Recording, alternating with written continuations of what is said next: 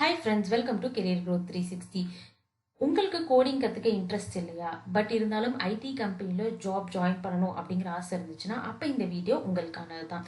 நம்ம already IT company jobs பற்றி ஒரு வீடியோ போஸ்ட் பண்ணியிருந்தோம். ஸோ அந்த வீடியோவில் பார்த்தீங்கன்னா SAP சாஃப்ட்வேர் பற்றி ஒரு சில பேர் கேட்டிருந்தீங்க. ஸோ அதை பற்றின ஒரு பேசிக் இன்ட்ரோடக்ஷன் தான் இந்த வீடியோவில் இருக்க போகுது. SAP அப்படின்னா என்ன, ஸோ என்னென்ன ஜாப் ரோல்ஸ் எல்லாம் இருக்குது அப்படிங்கிறது தான் பார்க்க போகிறோம். நெக்ஸ்ட் வீடியோ பார்த்தீங்கன்னா நம்ம பார்ட் 2 இதே SAP சாஃப்ட்வேருக்கு எப்படி நீங்கள் ப்ரிப்பேர் பண்ணலாம், என்னென்ன சர்டிஃபிகேஷன் இருக்குது, எப்படி நீங்கள் ஆன்லைன் டியூட்டோரியல்ஸில் படிக்கலாம் அப்படிங்கிற ஒரு வீடியோ நம்ம பார்க்கலாம். ஸோ ஃபஸ்ட்டு இந்த வீடியோவில் பார்த்தீங்கன்னா SAP அப்படிங்கிற சாஃப்ட்வேர் பற்றி நிறைய பேருக்கு தெரிஞ்சிருக்க வாய்ப்பு இருக்குது. அதில் என்னென்ன ஜாப் ரோல்ஸ் எல்லாம் இருக்குது அப்படிங்கிறத நம்ம இப்போ பார்க்கலாம். ஸோ ஃபஸ்ட்டு பார்த்தீங்கன்னா SAP அப்படின்னா உங்களுக்கு என்ன அப்படிங்கிறது ஒரு ஓவர்வியூ நான் சொல்கிறேன். SAP அப்படிங்கிறது ஒரு ERP சாஃப்ட்வேர். இந்த சாஃப்ட்வேர் எதுக்காக வச்சிருக்காங்க அப்படின்னு சொல்லி பார்த்தீங்கன்னா, ஒவ்வொரு இண்டஸ்ட்ரியிலையுமே நம்மளுக்கு நிறைய டேட்டா ஜென்ரேட் ஆகும். இப்போ புதுசாக ஒரு எம்ப்ளாயி செட் ஆஃப் எம்ப்ளாயி வேலைக்கு எடுக்கிறாங்க அப்படின்னா, ஸோ அவங்களுடைய இன்ஃபர்மேஷன் எல்லாத்தையும் ஒரு இடத்துல சேவ் பண்ணி வைக்கணும். இப்போ நம்மளோட கம்பெனிக்கு ஒரு குறிப்பிட்ட கிளைண்ட்ஸ் இருக்காங்கன்னா அவங்களுடைய டேட்டாவை சேவ் பண்ணி வைக்கணும். நம்ம யாராவது ஒரு வெண்டார்ட்ட பர்ச்சேஸ் பண்ணுறோம் அப்படின்னா, ஸோ பர்ச்சேஸ் பண்ணுற டீட்டெயில்ஸ், வெண்டாரோட டீட்டெயில்ஸ்லாம் சேவ் பண்ணி வைக்கணும். இந்த மாதிரி ஒவ்வொரு இண்டஸ்ட்ரிக்கும் பார்த்தீங்கன்னா எக்கச்சக்கமான டேட்டா கலெக்ட் ஆகும். அதை நம்ம சேவ் பண்ணி வச்சு மெயின்டைன் பண்ணி வச்சு அதுலேருந்து நம்ம டேட்டா ப்ராசஸ் பண்ணுற மாதிரி இருக்கும். ஸோ இந்த எல்லா ஆக்டிவிட்டீஸையும் ஒரே சாஃப்ட்வேர் மெயின்டைன் பண்ணுது. ஸோ அந்த சாஃப்ட்வேர் நேம் தான் பார்த்தீங்க அப்படின்னா SAP அப்படின்னு சொல்கிறோம். ஸோ இந்த சாஃப்ட்வேரில் நிறைய விஷயங்கள் இருக்கிறதுனால நிறைய மாடியூல்ஸாக ஸ்ப்ளிட் பண்ணி வச்சுருக்காங்க. இந்த ஒவ்வொரு மாடியூலும் நீங்கள் படிச்சீங்க அப்படின்னா அந்த மாடியூலுக்கான தனிப்பட்ட ஒரு ஜாப் ஓப்பனிங் இருக்கும். ஸோ அதை தேடி நீங்கள் அப்ளை பண்ண முடியும். ஸோ என்னென்ன மாடியூல்ஸ் இருக்குது அப்படிங்கிறத நம்ம பார்க்கலாம். அதுக்கு முன்னாடி பார்த்தீங்க அப்படின்னா, நான் SAP படித்த ஐடி கம்பெனியில் மட்டும்தான் வேலை கிடைக்குமா அப்படின்னு நினச்சிங்கன்னா கண்டிப்பாக கிடையாது. எக்கச்சக்கமான டொமைன்ஸ் SAP சாஃப்ட்வேரை யூஸ் பண்ணுறாங்க. ஏன்னா எந்த டொமைன் எடுத்துக்கிட்டாலும் உங்களுக்கு டேட்டா ஸ்டோர் பண்ணுறதுக்கு ஒரு சாஃப்ட்வேர் தேவைப்படும். அதில் பார்த்தீங்கன்னா நம்மளுக்கு மோஸ்ட்டாக manufacturing, real estate, retail, agriculture, oil and gas இந்த மாதிரி இருக்கக்கூடிய டொமைன்ஸ் எல்லாம் அதிகமான டேட்டா ஜென்ரேட் பண்ணுறதுனால கண்டிப்பாக இந்த சாஃப்ட்வேரை ப்ரிஃபர் பண்ணுறாங்க. ஸோ நீங்கள் இந்த சாஃப்ட்வேர் படிச்சுட்டு ஐடி கம்பெனிஸ்குள்ளே போக முடியலனாலும் கூட உங்களால் மற்ற கம்பெனிஸ்க்கும் பார்த்தீங்கன்னா உங்களால் அப்ளை பண்ண முடியும். பட் மோஸ்ட்லி பார்த்தீங்கன்னா சின்ன கம்பெனிஸ் யாரும் இதை ப்ரிஃபர் பண்ண மாட்டாங்க. ஏன்னா இந்த சாஃப்ட்வேர் கொஞ்சம் காஸ்ட்லி. ஸோ அதனால் அஃபோர்ட் பண்ண முடியாது. மற்றபடி இந்த சாஃப்ட்வேர் நீங்கள் கற்றுக்கிட்டீங்கன்னா உங்களுக்கு நல்லா யூஸ் பண்ண தெரியும் அப்படின்னா உங்களால் கண்டிப்பாக ஜாப்க்கு அப்ளை பண்ண முடியும். ஸோ உங்களுக்கான ஜாப் ஆப்பர்ச்சுனிட்டிஸ், வேக்கன்சிஸ்லாம் பார்த்தீங்கன்னா இந்த சாஃப்ட்வேருக்கு எப்பயுமே அதிகரிச்சுட்டே தான் போயிட்டுருக்கு. நீங்கள் கற்றுக்கிட்டு அடுத்தடுத்த லெவலுக்கும் உங்களால் பார்த்தீங்கன்னா போக முடியும். ஸோ ஃபஸ்ட்டு இனிஷியல் ஸ்டேஜ் பார்த்தீங்கன்னா நீங்கள் ஃப்ரெஷராக அப்ளை பண்ணலாம். ஸோ நீங்கள் கண்டிப்பாக இனிஷியலாக ஃப்ரெஷராக அப்ளை பண்ணுறதுக்கு முன்னாடி ஏதாவது ஒரு மாடியூல் எடுத்து நீங்கள் படிக்கிற மாதிரி இருக்கும்.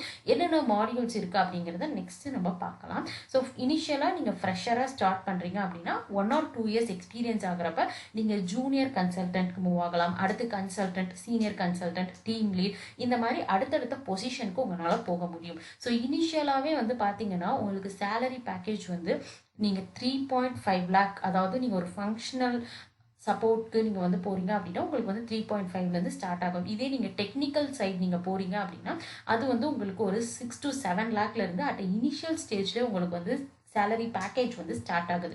ஏன்னா இந்த சாஃப்ட்வேர் கொஞ்சம் காம்ப்ளெக்ஸ் தான். பட் இருந்தாலும் நீங்கள் கற்றுக்கிட்டீங்கன்னா உங்களால் நல்லாவே ஏர்ன் பண்ண முடியும். ஸோ இதுக்கப்புறம் பார்த்தீங்க அப்படின்னா கொஞ்சம் ஹையர் பொசிஷன்ஸ், அதாவது நீங்கள் SAPலே பார்த்தீங்கன்னா architect, solution architect, project manager, chief of SAP practice, இந்த மாதிரி பார்த்தீங்கன்னா ஒரு ஹையர் ஆர்டர்ஸும் உங்களுக்கு இருக்குது. ஓகே, இப்போ நெக்ஸ்ட் பார்த்தீங்க அப்படின்னா இந்த SAP பொறுத்தளவுக்கு 3 டிஃப்ரெண்ட்டான கேட்டகிரிஸில் கன்சல்டன்ட் ரோலுக்கு ஸ்ப்ளிட் பண்ணியிருக்காங்க. ஸோ அதில் தான் நம்மளால் ஏதாவது ஒரு ரோலுக்கு அப்ளை பண்ண முடியும். ஸோ ஃபஸ்ட்டு பார்த்தீங்க அப்படின்னா ஃபங்க்ஷனல் கன்சல்டன்ட், அதாவது எனக்கு எந்த ஒரு ப்ரோக்ராமிங் லாங்குவேஜ் படிக்கக்கூடாது, டெக்னிக்கலாக எனக்கு கற்றுக்க முடியாது அப்படிங்கிறவங்க ஒரு சில ஃபங்க்ஷன்ஸ் கற்றுக்கிட்டு ஒரு சில மாடியூல்ஸ் இருக்குது. ஸோ அதை நீங்கள் கற்றுக்கிட்டிங்கனாலே போதும், உங்களுக்கு ஃபங்க்ஷனல் கன்சல்டன்ட் ரோலுக்கு அப்ளை பண்ண முடியும். ஸோ நீங்கள் பார்த்தீங்க அப்படின்னா சப்ஜெக்ட் மேட்டர் எக்ஸ்பர்ட்ஸோட நீங்கள் சேர்ந்து ஒர்க் பண்ணுற மாதிரி இருக்கும். ஸோ இதில் பார்த்தீங்க அப்படின்னா உங்களுக்கு ஒரு சில மாடியூல்ஸ் இருக்குது. நீங்கள் ஃபங்க்ஷனல் கன்சல்டன்ட் ஆகணும்னா அந்த மாடியூல்ஸ்க்கு சில கோர்சஸ் இருக்குது. ஸோ அதெல்லாம் எடுத்து நீங்கள் படிச்சீங்க அப்படின்னா தான் இந்த ஜாப்க்கு அப்ளை பண்ண முடியும். ஸோ நெக்ஸ்ட் பார்த்தீங்கன்னா டெக்னிக்கல் கன்சல்டன்ட். ஸோ இது பார்த்தீங்கன்னா அடிஷ்னலாக டெவலப்மெண்ட் பண்ணணும். ஸோ உங்களுக்கு வந்து ஏதாவது ஒரு ப்ரோக்ராமிங் லாங்குவேஜ் என்னால் கற்றுக்க முடியும், எனக்கு வந்து சில மாடிஃபிகேஷன்ஸ்லாம் எனக்கு பண்ண முடியும், ஆல்ரெடி எழுதியிருக்க கோட் அண்டர்ஸ்டாண்ட் பண்ணிக்க முடியும் அப்படின்னா அப்போ நீங்கள் டெக்னிக்கல் கன்சல்டன்ட்க்கு நீங்கள் அப்ளை பண்ணலாம். இதுக்கும் ஒரு சில மாடியூல்ஸ் நீங்கள் படிக்கிற மாதிரி இருக்கும். ஆனால் இந்த ஒர்க் வந்து பார்த்தீங்கன்னா கண்டிப்பாக கொஞ்சம் இன்டெப்த்தாக தான் இருக்கும். நீங்கள் வந்து அடிஷ்னலாக டெவலப் பண்ணுறது, மாடிஃபிகேஷன் பண்ணுறது, என்ஹான்ஸ் பண்ணுறது, இந்த மாதிரி ஒர்க்ஸ் எல்லாமே வந்து நீங்கள் பண்ணுற மாதிரி இருக்கும். தேர்ட் வந்து பார்த்தீங்கன்னா டெக்னாலஜி கன்சல்டன்ட். அதாவது நீங்கள் ஃபங்க்ஷனலாகவும் எனக்கு சில விஷயங்கள் நான் கற்றுக்கணும், அதே மாதிரி வந்து டெக்னிக்கலாகவும் கற்றுக்கணும். ஸோ கோடிங் ப்ளஸ் ஃபங்க்ஷனல் ரெண்டுமே எனக்கு வந்து ஒர்க் பண்ண இன்ட்ரெஸ்ட் இருக்குது அப்படிங்கிறவங்க டெக்னாலஜி கன்சல்டன்ட் ஆகலாம். ஸோ இவங்க வந்து பார்த்தீங்கன்னா சிஸ்டம் அண்ட் சாஃப்ட்வேரை இன்ஸ்டால் பண்ணுறது, பெர்ஃபார்மன்ஸ் டியூனிங், இந்த மாதிரி சில விஷயங்கள் எல்லாம் வந்து ஒர்க் பண்ணுவாங்க. ஸோ இந்த 3 இதுக்குமே வந்து பார்த்தீங்கன்னா தனித்தனியாக நீங்கள் வந்துட்டு ஓகே. இப்போ வந்து பார்த்தீங்க அப்படின்னா நம்ம சாப் வந்து 3 விதமாக வந்து கேட்டகரைஸாக வந்து நம்ம வந்து ஸ்ப்ளிட் பண்ணி நம்ம வந்து பார்த்தோம். அதுக்கு அடுத்து வந்து பார்த்தீங்க அப்படின்னா ஜாப் ரோல்ஸ் அப்படின்னு சொல்லி எடுத்துக்கிட்டிங்கன்னா இந்த சாஃப்ட்வேர் நீங்கள் கற்றுக்கிறது மூலமாக உங்களுக்கு இதிலே வந்து நிறைய ஜாப் ரோல்ஸ் வந்து அவைலபிளாக இருக்குது. ஸோ சாப் டெவலப்பர் ஆகலாம், சாப் சப்போர்ட் அனாலிஸ்ட், சாப் டெஸ்டர், சாப் அட்மின், சாப் கன்சல்டன்ட், இந்த மாதிரி நிறைய கேட்டகரிஸ் இருக்குது. ஸோ உங்களுக்கு கோடிங் இன்ட்ரெஸ்ட் இருக்குன்னா நீங்கள் டெவலப்மெண்ட்டில் போகலாம். கோடிங் இன்ட்ரெஸ்ட் இல்லாதவங்க இதிலே சாப் சப்போர்ட் அனாலிஸ்ட் இருக்குது, சாப் டெஸ்டர் இருக்குது, சாப் அட்மின், சாப் கன்சல்டன்ட், இதுக்கெல்லாம் வந்து பார்த்தீங்கன்னா நீங்கள் ஒரு குறிப்பிட்ட மாடியூல் கற்றுக்கிட்டு அதுக்கப்புறமேல் தான் நீங்கள் வந்து ப்ரொசீட் பண்ணுற மாதிரி இருக்கும். இப்போ வந்து நம்ம ஆல்ரெடி சொன்ன மாதிரி ஒவ்வொரு குறிப்பிட்ட கேட்டகிரிக்கும் நீங்கள் ஒரு சில மாடியூல்ஸ் வந்து படிக்கிற மாதிரி இருக்கும். அதில் ஃபஸ்ட்டு நம்ம பார்த்துட்டு இருக்கிறது ஃபங்க்ஷனல் சாப் இஆர்பி மாடியூல்ஸ். ஸோ இந்த மாடியூல்ஸ் எல்லாமே வந்து பார்த்தீங்கன்னா நீங்கள் வந்து டெக்னிக்கலாக எதுவும் கற்றுக்கணுங்கிற அவசியம் கிடையாது, கோடிங்கும் உங்களுக்கு தேவை கிடையாது. இந்த மாடியூல்ஸ் எல்லாம் வந்து பார்த்தீங்கன்னா உங்களுக்கு நிறைய டொமைனில் வந்து ஸ்ப்ளிட் பண்ணியிருக்காங்க. ஃபார் எக்ஸாம்பிளுக்கு நீங்கள் ஹெச்ஆர் ஓரியன்டாக நீங்கள் வந்து ஒர்க் பண்ணணும்னு நினச்சிங்கன்னா சாப் ஹெச்ஆர்எம் டூல் மட்டும் படித்தாலே போதும். இதே வந்து நீங்கள் ஃபினான்ஷியல் ஓரியன்டாக நீங்கள் போகணும்னு நினச்சிங்கன்னா சாப் எஃப்ஐசிஓ, நீங்கள் வந்து ஃபினான்ஷியல் அக்கௌண்டிங் அண்ட் கண்ட்ரோலிங் படிக்கணும். இந்த மாதிரி உங்களுக்கு இப்போ நீங்கள் சேல்ஸ் ஓரியன்டாக போகணும்னா சேல்ஸ் அண்ட் டிஸ்ட்ரிபியூஷன் படிக்கணும். ஸோ ப்ராஜெக்ட்ஸ் எல்லாத்தையும் மேனேஜ் பண்ணுறது கற்றுக்கணும்னா ப்ராஜெக்ட் சிஸ்டம் படிக்கணும். ஸோ இந்த மாதிரி ஒவ்வொரு டொமைனுக்கும் ஒவ்வொரு மாடியூல் கொடுத்துருக்காங்க. ஸோ நீங்கள் எல்லாமே படிக்கணுங்கிற அவசியம் கிடையாது, ஏதாவது ஒரு மாடியூல் மட்டும் சூஸ் பண்ணுங்க.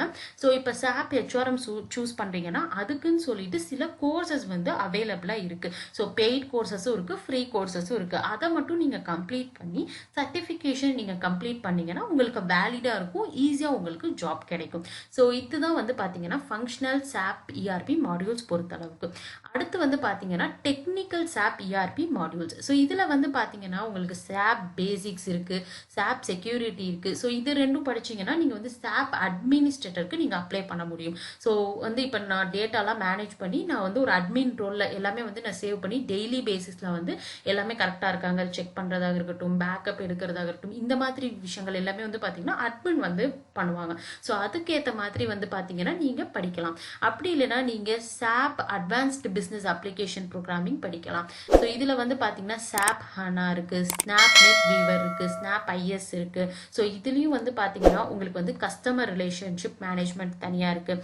ஸோ இந்த மாதிரி நிறைய மாடியூல்ஸ் இருக்குது. ஆனால் இதில் வந்து பார்த்தீங்கன்னா உங்களுக்கு டெக்னிக்கலாக இருக்கிறதுனால நீங்கள் வந்து ஃபஸ்ட் இருக்கக்கூடிய ஃபங்க்ஷனலுக்கு நீங்கள் படிக்கிறதோட இதுக்கு அதிகமாக கொஞ்சம் எஃபர்ட்ஸ் வந்து நீங்கள் போட்டு படிக்கணும். உங்களுக்கு கோடிங் இன்ட்ரெஸ்ட் இருக்குது, க்ளவுட் ஆர்கிடெக்சர்லாம் கற்றுக்கிறதுக்கு இன்ட்ரெஸ்ட் இருக்குன்னா நீங்கள் கண்டிப்பாக டெக்னிக்கல் ஓரியன்டாகவும் நீங்கள் வந்து ப்ரொசீட் பண்ணலாம்.